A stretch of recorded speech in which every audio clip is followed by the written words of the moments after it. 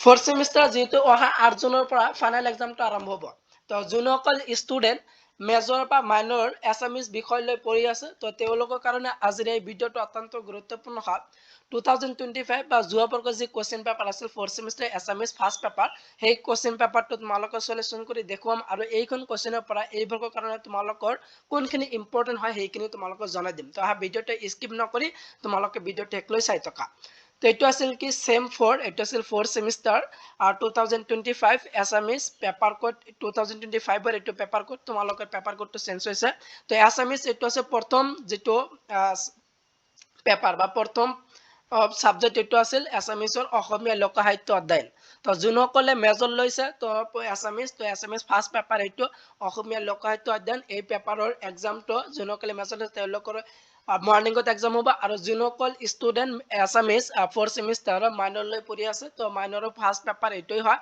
তো তেওঁলোকৰ এই বিষয়ৰ এক্সামটো অসমীয়া লোক সাহিত্য অধ্যয়নতে তেওঁলোকৰ 8 জুনত কি আবেলিত হ'ব এক্সাম তো ইয়াৰ ফুল মাৰ্কস কিমান 60 মাৰ্কৰ আৰু টাইমটো কিমান থাকে আড়াই ঘণ্টা থাকে তো তোমালোকে 60 মাৰ্ক এক্সাম দিব লাগিব আৰু টাইমটো কিমান আড়াই ঘণ্টা থাকিব তো এইটো আছিল কি মেজৰ মানৰ লোৱা ছাত্ৰ ছাত্ৰীসকলৰ একেই সিলেবাস এটাই সাবজেক্ট তোমালোকৰ যোৱাবৰ্ষ যেটো এটা পেপাৰ হৈছিল এইবাৰ কিন্তু পৃথককৈ এক্সাম হ'ব তো মেজৰ লোৱা ছাত্ৰ ছাত্ৰীসকলৰ এই পেপাৰ হ'ব মৰ্নিংত আৰু মাইনৰ যিসকলে লৈছে তো মাইনৰ লোৱা ছাত্ৰ ছাত্ৰীৰ ফাৰ্ষ্ট পেপাৰ এইটো আছামিজ এইটো হ'ব তেওঁলোকৰ 8 তাৰিখৰ আবেলিত হ'ব তো এক নম্বৰ কেন্দ্ৰ প্ৰশ্ন আহে এইটো চোৱা তো এক নম্বৰ থাকিব তো প্ৰশ্ন নম্বৰ 1ত 2025 বৰ্ষত আহিছিল যে চমুত্তৰ দিয়া 1 into 8 equal 8 তো ঠিক তোমালোকৰ এনেদৰে থাকিব যে এক নম্বৰ প্ৰশ্ন 8খন লিখিবলৈ আহিব টোটাল 8 মাৰ্কছত যে যোৱা বৰ্ষত আহিছিল প্ৰথম প্ৰশ্ন যে অসমীয়া জনসাহিত্য গ্ৰন্থখনৰ লিখক কোন এবিধ ধৰ্মনিৰপেক্ষ লোকগীতৰ নাম লিখা আৰু ঘৰ নম্বৰ আছে যে মহোৎসৱ কেতিয়া পালন কৰা হয় এই তিনিটাৰ এনসাৰটো চোৱা ক খ আৰু ঘ যদি এই তিনিটাৰ এনসাৰ চাও এনসাৰটো কি হ'ব যে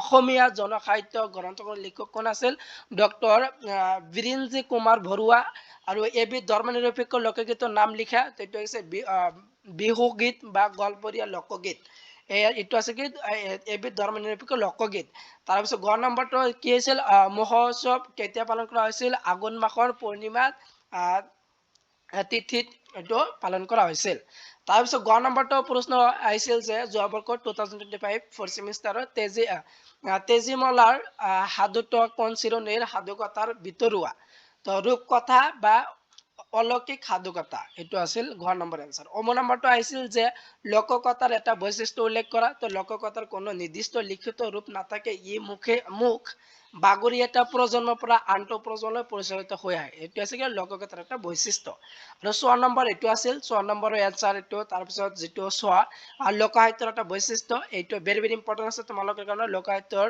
শ্ৰেষ্ঠ সদায় ৱাচিন আৰু ই সমাজৰ সমূহীয়া সম্পত্তি আৰু যেটো জ নম্বৰ হেকৰ যেটো প্ৰশ্ন এক নম্বৰীত যে অসমৰ কোনটো উৎসৱত হাক তোলা গীত গোৱা হয় তো চত মাহৰ সংক্ৰান্তিত বা বহাগ বিহুৰ সময়ত হাত বিহুৰ দিনা কি কৰা হয় এই গীতটো গোৱা হয় তো এক নম্বৰী প্ৰশ্নত যে যোৱা বৰ্ষত যিকেইটা প্ৰশ্ন আহিছিল যেনে এইবিলাক আছিল প্ৰশ্ন তো এইবিলাক প্ৰশ্ন তোমালোকে গোটেইবিলাক শিকিবা যেটো 1 মাৰ্কছৰ কাৰণে তোমালোকৰ 8খন যি দিয়া আছে 2025 বৰ্ষত যিবিলাক প্ৰশ্ন আহি গৈছে তো তোমালোকৰ কাৰণে 2026 কাৰণে গোটেইবিলাক ইম্পৰ্টেন্ট আছে ইয়াৰ আনসাৰটো যেটো তোমালোকে চাই ললা তো এতিয়া তোমালোকৰ 2 নম্বৰ কেন্দ্ৰীয় প্ৰশ্ন থাকিব যদি 2 নম্বৰত চাও যে যোৱা বৰ্ষত যেনে আহিছিল যে কোৱেশ্চন নম্বৰ 2 চমু উত্তৰ দিয়া যিকোনো 6টা তো 2 নম্বৰ থাকিব 2 মাৰ্কছৰ 6টা প্ৰশ্ন লিখিব লাগিব টোটাল 20 মাৰ্কছৰ যেনে 10খন প্ৰশ্ন দিয়া থাকিব তাৰ ভিতৰত কিমান 6টা প্ৰশ্ন লিখিব লাগে যেনে প্ৰথম প্ৰশ্নটো আহিছিল যোৱা বৰ্ষত যে দুবিধ ধৰ্মমূলক লোকগীতৰ নাম লিখা তো দুবিধ ধৰ্মমূলক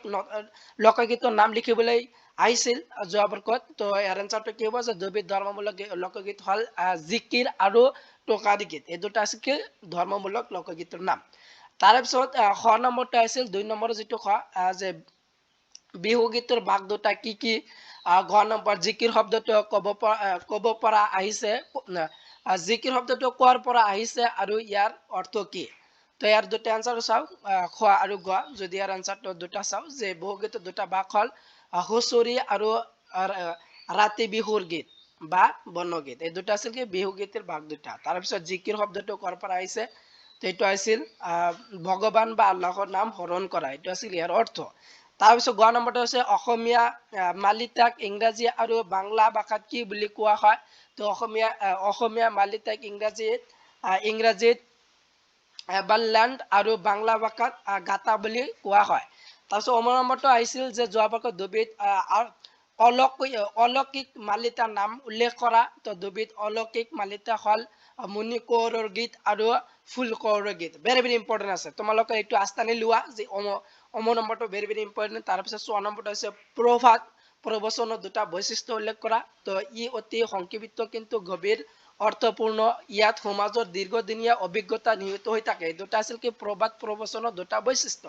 আৰু 6 নম্বৰ এইটো আছিল দুখন লোক সাংস্কৃতিক বিষয় গ্ৰন্থৰ নাম লিখা। আৰু বৰকি নম্বৰ যিটো নম্বৰ হৈছে লোককথা প্ৰধানত কেই প্ৰকাৰ আৰু কি কি? লোককথা 3 প্ৰকাৰ, সাধুকথা, কিংবদন্তি আৰু পুৰকথা। এই দুটা আছে কি লোকগীতৰ প্ৰধান 3 প্ৰকাৰ। তাৰপিছত তোমালোকৰ যিটো এইটো আছিল শেষৰ যিটো আছিল 2 নম্বৰৰ শেষৰ প্ৰশ্ন এইটো আছিল যে উদ্দেশ্যৰ ফালৰ পৰা মন্ত্ৰ 2 প্ৰকাৰ, নাম দুটা উল্লেখ কৰা। তো নাম দুটা হ'ল শুভ মন্ত্ৰ আৰু এটা আছিল কি অশুভ মন্ত্ৰ। এই দুটা আছিল কি উদ্দেশ্যৰ ফালৰ পৰা মন্ত্ৰী 2 প্ৰকাৰৰ নাম দুটা।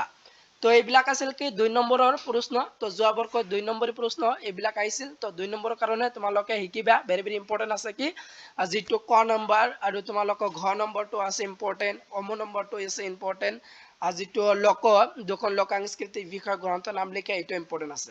তো আৰু তোমালোকৰ যিবিলাক আহিছে সেইবিলাকো চাবা। তো তোমালোকে এইবিলাক চালে নিশ্চয় তোমালোকৰ যিটো এক্সাম দিবা 4 জুনত, যিটো মেজৰ লৈছে তেওঁলোকে আবেলিত আছে 4 জুনত, ফাৰ্ষ্ট পেপাৰ হয় মেজৰ ফাৰ্ষ্ট পেপাৰ এইটো। আৰু যোনসকলে মাইনৰ লৈছে এছামিছ, তো মাইনৰ এইটো ফাৰ্ষ্ট পেপাৰ তেওঁলোকৰ হ'ব কি আবেলিত হ'ব, আৰু যোনসকলে মাইনৰ লৈছে তেওঁলোকৰ মৰ্ণিঙত হ'ব, ৰাতিপুৱা হ'ব। তাৰপিছত এখন 3 নম্বৰ কেন্দ্ৰীয় প্ৰশ্ন থাকে।